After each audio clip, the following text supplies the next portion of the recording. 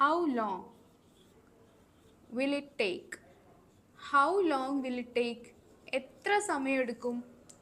ഞാൻ സൂപ്പർ മാർക്കറ്റിലേക്ക് പോവുകയാണ്. എങ്ങനെ പറയാം? I am going to. I am going to the super market.